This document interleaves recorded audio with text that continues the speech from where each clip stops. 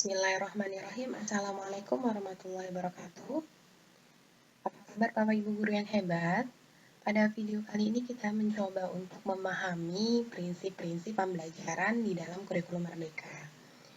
Materi ini Bapak Ibu ada di dalam panduan pembelajaran dan asesmen yang terbaru ya Bapak Ibu. Jadi Bapak Ibu bisa mendownload materi panduan yang ada di panduan pembelajaran dan asesmen. Langsung saja masuk ke kemendikbud.go.id ya Bapak Ibu ya. Nah, oke, Bapak Ibu langsung aja. Yang pertama terkait dengan prinsip pembelajaran, yaitu pembelajaran yang dirancang dengan mempertimbangkan tahap perkembangan dan tingkat pencapaian peserta didik saat ini, sesuai dengan kebutuhan belajar, serta mencerminkan karakteristik dan perkembangan peserta didik yang beragam sehingga pembelajaran menjadi bermakna dan menyenangkan bagi peserta didik. Contohnya seperti ini Bapak Ibu. Di contoh pelaksanaannya ya Bapak Ibu ya. Pada awal tahun ajaran, pendidik berusaha mencari tahu kesiapan belajar peserta didik dan pencapaian sebelumnya.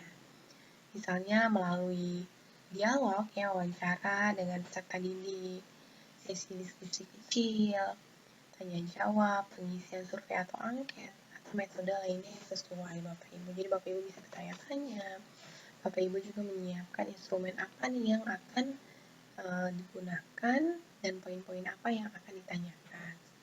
Selanjutnya, contoh lainnya adalah pendidik merancang atau memilih alur tujuan pembelajaran yang sesuai dengan tahap perkembangan peserta didik atau pada tahap awal. Jadi ketika Bapak Ibu sudah melakukan asesmen awal gitu ya Bapak Ibu, terus nanti di sana Bapak Ibu bisa merancang dan menetapkan ATP yang sesuai ya, alur tujuan pembelajaran yang sesuai dengan tahap perkembangan peserta didik Bapak Ibu.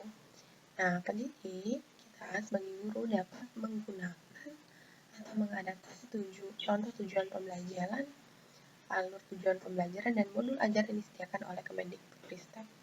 Jadi Bapak Ibu ditekankan di awal-awal ketika Bapak Ibu belum merasa memahami secara kafah ya, secara utuh bagaimana merancang alur tujuan pembelajaran, Bapak Ibu dipersilakan untuk memodifikasi ya, mengadaptasi yang tentunya disesuaikan dengan tahapan dari peserta didik kita terkait dengan tujuan pembelajaran, alur tujuan pembelajaran, dan modul ajarnya ya Bapak Ibu ya. Nah, selanjutnya Bapak Ibu, guru merancang pembelajaran yang menyenangkan agar peserta didik mengalami proses belajar sebagai pengalaman menimbulkan emosi positif. Jadi, pembelajaran tidak dimaknai sebagai suatu beban ya Bapak Ibu, atau pembelajaran di kurikulum Merdeka tidak dimaknai penyampaian materi yang banyak, tetapi bagaimana memfasilitasi peserta didik untuk mengalami proses belajar dan pengalaman yang menyenangkan dan positif bagi peserta didik. Oke, selanjutnya Bapak Ibu, prinsip yang kedua adalah pembelajaran yang dirancang dan dilaksanakan untuk membangun kapasitas untuk menjadi pembelajar sepanjang hayat. Jadi lifelong learning gitu ya. Jadi bagaimana pembelajaran kita itu dirancang untuk create anak-anak untuk menjadi pembelajar sepanjang hayat. Nah, contoh pelaksanaannya Bapak Ibu. Pendidik mendorong peserta didik untuk melakukan refleksi untuk memahami kekuatan diri dan area yang perlu dikembangkan. Nah, Bapak Ibu, inilah pentingnya tahapan asesmen awal ya, untuk memahami sebenarnya kekuatan dari peserta didik kita apa. Nah, kegiatan refleksi ini Bapak Ibu bisa dilakukan secara langsung, verbal ya, lisan. Bisa juga Bapak Ibu menggunakan aplikasi platform seperti Padlet, Mentimeter, dan platform lainnya ya Bapak Ibu ya. Dan selanjutnya Bapak Ibu, pendidik senantiasa memberikan umpan balik langsung yang mendorong kemampuan peserta didik untuk terus belajar dan mengeksplorasi ilmu pengetahuan. Nah Bapak Ibu, di bagian assessment pernah dijelaskan ya bahwa baliknya nggak hanya sekedar good, excellent, very good, misalnya gitu, sangat bagus gitu, tapi umpan balik yang nyata, yang ada tahapannya itu ya, yang tanpa umpan balik itu ya Bapak Ibu bagaimana mengapresiasi, klarifikasi, terus nanti anak-anak punya grow mindset atau punya pemahaman bahwa di pengembangan dari keilmuannya gitu. Dan kecintaannya untuk mengeksplorasi ilmu pengetahuan ya Bapak Ibu. Nah, selanjutnya pendidik menggunakan pertanyaan terbuka yang menstimulasi pemikiran yang mendalam. Jadi ini salah satu keahlian Bapak Ibu yang perlu dimiliki adalah memberikan pertanyaan terbuka, pertanyaan pemantik ya, yang akan menstimulus pemikiran yang mendalam. Nah, ini kalau di dalam pembelajaran model project based learning dan problem based learning, anak-anak dikasih masalah kehidupan sehari-hari untuk menjadi stimulus anak-anak berpikir terkait solusi dari permasalahan konteks yang ada di kehidupan sehari-harinya. Nah, ini Bapak Ibu silahkan nanti diterapkan ya. Selanjutnya, pendidik memotivasi peserta didik untuk berpartisipasi aktif agar terbangun sikap pembelajar mandiri. Nah, ini nanti anak-anak jadi punya kesadaran bagaimana berpartisipasi aktif dalam proses pembelajaran. Untuk itu, Bapak Ibu, pembelajaran tidak hanya men-share, mentransfer knowledge, tapi juga memfasilitasi terbangunnya situasi dan partisipasi aktif gitu ya dari peserta didik Bapak Ibu. Terus pendidik memberikan ruang yang cukup bagi prakarsa, kreativitas, kemandirian sesuai bakat, minat dan perkembangan fisik serta psikologis peserta didik. Nah, ini nggak bisa dipungkiri ya Bapak Ibu ya, kita harus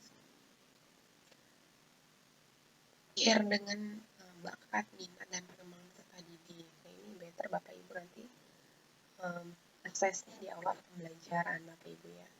Nah, selanjutnya pendidik memberikan tugas atau pekerjaan rumah ditujukan untuk mendorong pembelajar yang mandiri dan untuk mengeksplorasi ilmu pengetahuan dengan mempertimbangkan beban belajar peserta didik.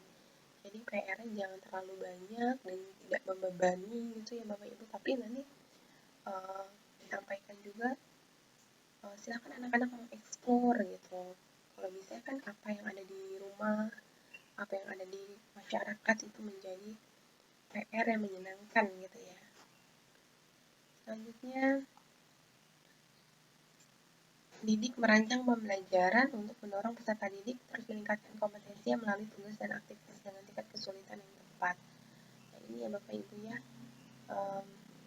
tadi udah bahwa pembelajaran yang dirancang itu bukan untuk menyelesaikan materi, bagaimana kita bisa memfasilitasi anak punya kompetensi sesuai dengan tujuan pembelajaran dan capaian pembelajaran kita Bapak Ibu. Nah, nanti Bapak Ibu silakan menentukan tingkat kesulitannya untuk anak-anak dengan model level yang berbeda-beda sesuai dengan asesmen awal ya Bapak Ibu ya. Selanjutnya Bapak Ibu, prinsip yang ketiga adalah proses pembelajaran mendukung perkembangan kompetensi dan karakter peserta didik secara holistik ya. Pendidik menggunakan berbagai metode pembelajaran yang bervariasi dan untuk membantu peserta didik mengembangkan kompetensi. Nah, ini tadi ya Bapak Ibu sudah dijelaskan. Supaya lebih mengembangkan kompetensi, Bapak Ibu bisa memilih model, metode, dan pendekatan yang paling sesuai dengan karakteristik dan keadaan dari satuan pendidikan Bapak Ibu gitu ya.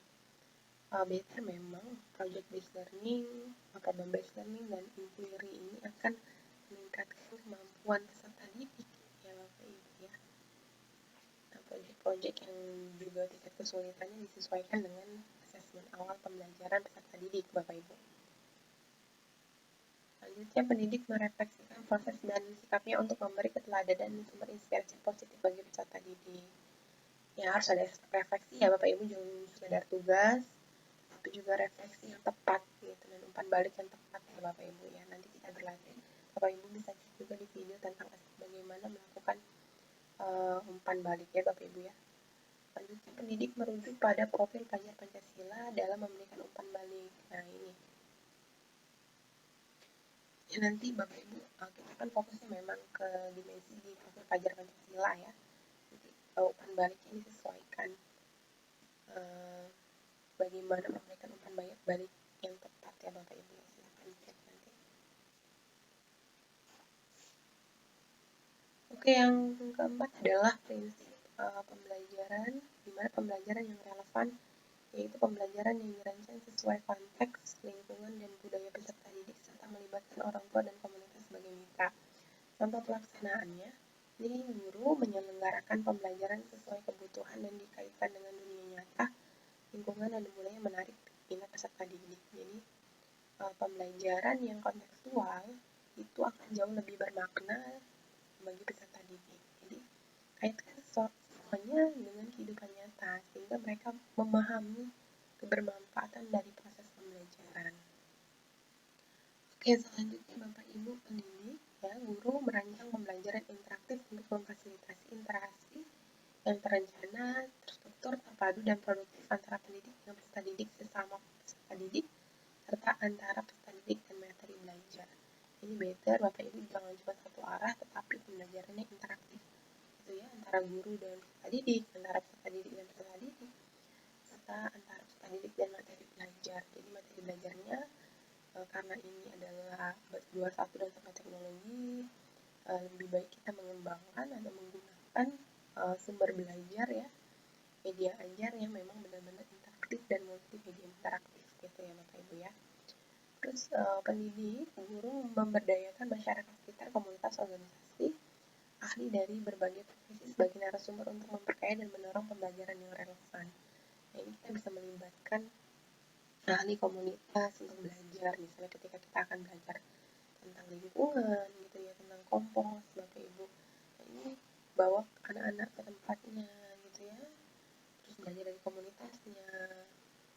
Ketika kita ingin belajar tentang kewirausahaan, ada di desa kreatif misalnya seperti itu. Nah, ini jauh lebih bermakna Bapak Ibu.